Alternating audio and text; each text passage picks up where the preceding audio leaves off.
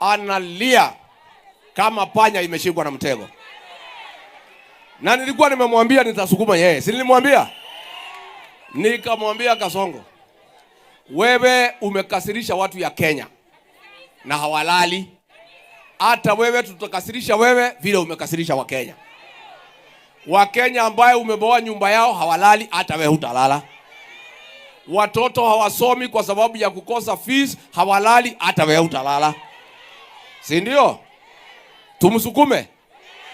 Sasa unajua anataka kutoa sisi kwa issues ati atupeleke kwa matope ya matusi. Sisi hatuwezi kuja hapo Kasongo. Wewe kwanza umeingia pahali mimi nilikuwa nataka wewe. Si ndio? Si ameteremuka? Wewe ulikuwa rais wa Jamhuri ya Kenya, umeteremuka. Umekuwa mtu ya gossip. Ati kazi yako ni kusoma social media ya miaka 5 na kueneza gossip ile iko kwa social media. Zakayo ashuke asichuke. Sasa wewe umekuja pahali tulikuwa tunataka wewe. Sisi tutakaa kwa mambo ya issues. Na yeye unajua kwa nini amekasirika? Nimemtoa nyama kwa mdomo. Si ndio? Si alikuwa amepanga kuiba Nairobi Hospital?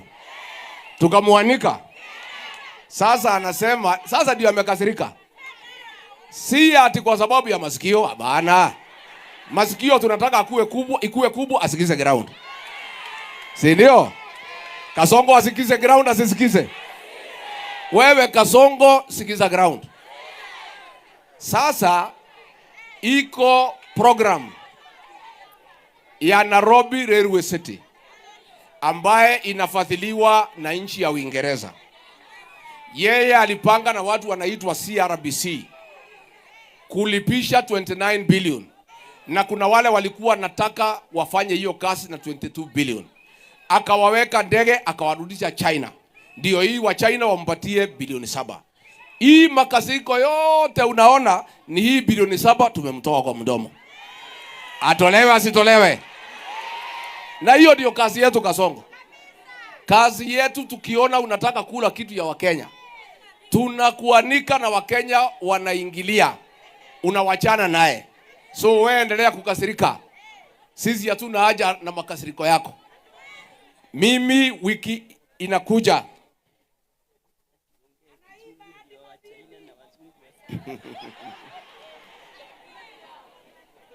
naambiwa hiyo maneno ya Uingereza niongee Kizungu wa Uingereza wasikize.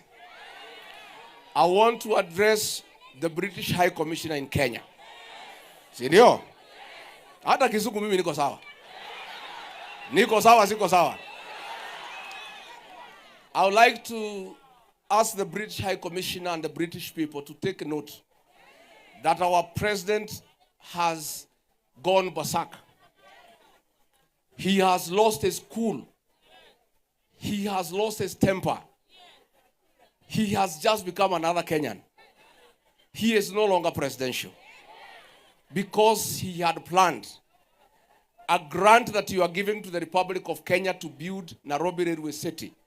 He had inflated the price to 29 billion when another company called China Railway had quoted 22 billion.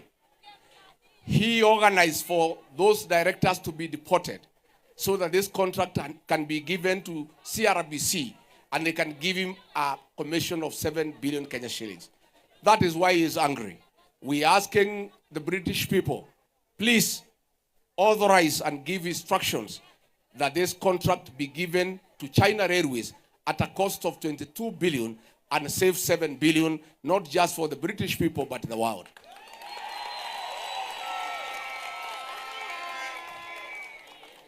Tumeambia wazungu, si ndio? Na tuliambia fisi, hata ukinyamaza umesiki? Mimi niseme next week, I want to tell the press, I'll have a press conference, that all Chinese companies have been refused to do business in Kenya, and all the big projects William Ruto has ordered that they be given to CRBC, who are in partnership with him. They are the ones who are doing Talanta Stadium, Bomas of Kenya, Railway City, Rironi Mau Summit Road, Nairobi, JKIA, and SGR, which is launching today. We'll be giving you details on the commissions that have been negotiated by William Ruto with this company called CRBC. And we're asking the People's Republic of China to recall this company back to China because it is a conveyor of corruption in our country.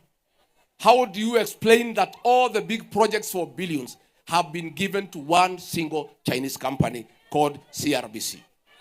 I'll be calling a press conference mid next week with details of how much money has been allocated to this company of China and the commission they are paying and the projects they are doing for William Ruto in various parts of the country as his commission for giving them these projects.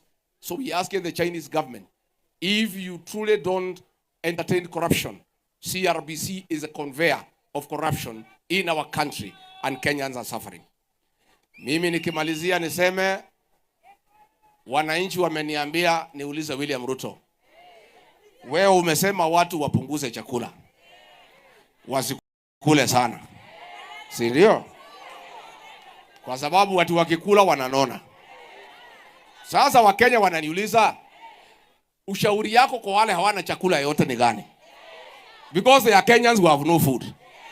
As president, you are advising people wapunguze chakula. Wanauliza wewe William Ruto, wale wa Kenya ambaye hawana chakula kwa manyumba zao, what is your advice to those people? Si ndio? Amesema wale wote ambaye Mwenyezi Mungu aliumba wakakuwa na mwili kubwa ni fala, ni wajinga. Wale watu walipewa mwili kubwa na Mwenyezi Mungu, wanauliza wewe William Ruto, ugali unahitaji kura zao? Sasa huyu Millie Momanga alipewa mwili mzuri na Mungu, unahitaji kura yake? Because sasa wamama mpo. Na wewe nikuambie William Ruto, mwili ni maumbile ya Mwenyezi Mungu. Kuna wamama hapa wako na mwili kubwa na hakuna kitu wamekula. Wengine wakijifungua wanaongeza uzito. Si ati kuna chakula wamekula. Sasa wewe William Ruto umeanza vita na ile watu wako na mwili kubwa. Sasa sisi nasema si ile watu wote tuko na mwili kubwa hatuwezi chagua Kasongo. Si ndio?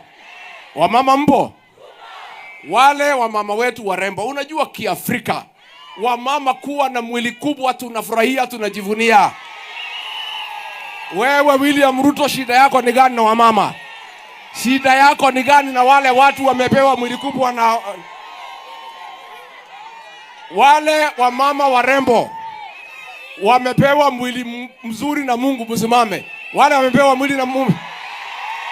Sasa Kasongo Kasongo aende asiende? Kasongo aende asiende? Wewe Kasongo unatukana hawa mama. Ati unasema hao ni fala. Ati unasema ni wajinga. Ati walepewa mwili kubwa na Mungu. Sasa wewe kaa na mwili yako. Wachana na wale walipewa mwili sawa sawa na Mwenyezi Mungu.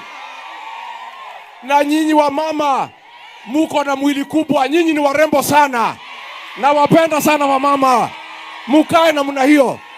Asanteni sana. Kasongo aende asiende? Aende asiende? Sasa wewe mambo ya Mwenyezi Mungu unaingilia wapi?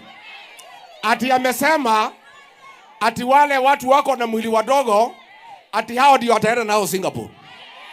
Ati wale iko mwili kidogo hawa kina Gacheri. Wewe Gacheri enda na Kasongo Singapore. Aende asiende? Huyu Gacheri aende na Kasongo? Yeah? Aende na Singapore? Sasa mimi nauliza, niulize swali. Kenya iko na deni ya 14 trillion. Si ndio? Hospitali haina dawa. Watoto wako nyumbani. Biashara hakuna. President wa Kenya kuliko aongee mambo ya deni ya Kenya, aongee mambo ya madawa hospitalini, aongee mambo ya matibabu, aongee mambo ya masomo, aongee mambo ya barabara. Rais wa Kenya anaongea mambo ya mwili, ati mtu amekonda, ati mtu amenona. ati rais anasema ati wasichana wametiwa mimba. Sasa hiyo ni mambo ya watu binafsi, si ndio? Si wanaendelea kuwekwa mimba? Sasa mimi nakuuliza Kasongo, wewe priority yako ni gani kama rais wa Jamhuri ya Kenya? Itakuwaje wewe ni rais wa Jamhuri ya Kenya ati unasimama juu ya gari kusema ati kuna mtu hana bibi? Sasa hiyo inahusu wewe nini? Wewe si uko na bibi yako? Kama mwingine hana, what is your problem? Wewe ongea mambo ya hospitali, ongea mambo ya masomo, ongea mambo ya barabara, ongea mambo ya deni, ongea mambo ya usalama. Wewe umetoka juu unaongea mambo ya ujinga na mambo ya utoto. Ati unasema ati mwingine hana watoto. Si wewe uko na watoto wako? Hata kama hana watoto inakuudhi nini? Wewe Kasongo, pilipili usiosila. Sasa mimi nasema, I'm telling you, unajua mimi nimehuzunika sana. Ati rais wa Jamhuri ya Kenya kuliko aongee mambo ya masomo, mambo ya matibabu, mambo ya hospitali, mambo ya barabara, mambo ya maji, ati anaongea mambo ati msichana ametiwa mimba. Sasa hii ni maneno gani? Ati anaongea mambo ati mtu hana bibi. Sasa president amewacha kazi yake alipewa na Wakenya, amekuwa mtu ya gossip na mtu ya fitina. Aende asiende? Aende asiende? Mimi Kasongo nikwambie, I'll engage you on issues. Hiyo mambo ya watu hawana mabibi, hiyo endelea. Hiyo ya wasichana, endelea. Hiyo ya watu kukula zaidi, endelea. Hiyo ya gym, endelea. Sisi tunaongea mambo ya masomo, mambo ya matibabu, mambo ya wizi ya mali ya umma. Hapo ndio tunataka wewe. We are going to engage you on issues. Hii ingine wewe mwenyewe uendelee. Harambe! Harambe! Finally niseme, mtulie. Hii Kasongo tumesukuma yamefika mwisho. Ndio analia namna hiyo. Amejua hii kiti imeenda. Na mimi nilimwambia, nikamwambia Kasongo, mimi nilikusaidia, nikasanya watu 4 million, nikakusaidia ukakuwa president. Ukaanza maringo na majivuno. Ukasaliti mimi na wafuasi wangu. Ukadanganya Wakenya. Ukaua watoto ya Gen Z. Ukasema watoto wapigwe risasi kwa mambo yako ikaharibi. Sasa wewe mambo yako imekwisha. Hakuna pahali unatakikana katika Jamhuri ya Kenya. Hata ukilia namna gani juu ya gari, hata ukitusi sisi matusi gani, hakuna vile utapata usaidizi. Na mimi naona Malala Western, Kasongo amekosea nyinyi na heshima. Akifika Western Kenya ni matusi. Kuliko aongee mambo ya barabara. Wewe Kasongo, you promise the people of Western Province 1,000 kilometers of tarmac. Umefika pale, kuliko uambie about 1,000 kilometers of tarmac, you have 1,000 insults. Hiyo ndio unapelekea Waluya. Unaenda huko kutusi watu. Huongei mambo ya maji, huongei mambo ya miwa, huongei mambo ya dawa. Mambo yako tu ni matusi ukiwa katika Western Kenya. So sisi nakuuliza wewe, ukitaka kutusi sisi, kuja utusi sisi hapa jijini Nairobi, pahali ambaye ni ngome yetu ya kisiasa. Si ndio? Pana tukana sisi Kakamega, kuja tusi Rigiji hapa jijini Nairobi hapa. Si ndio? Aende asiende? Amekwama hajakwama? Mambo ya hii mtu imeharibika, ni kufinish? Ni kufinish? Kanairo mko? Mutashikilia jiji kabisa. Tutakuja mikutano kila pahali na msikuwe na wasiwasi. Atapewa nafasi. Kwa hivyo mimi nimeshukuru sana Mama Millicent Omanga, Mama Miradi, pursue your dream. Wewe endelea kukaa na watu ya Nairobi, ongelesha hao polepole, tafuta kura, ongelesha watu na heshima, uambie vile utawasaidia na Mungu atakubariki na hao watu ya Nairobi watakubariki. Si ndio? Si ndio? Tumekubaliana?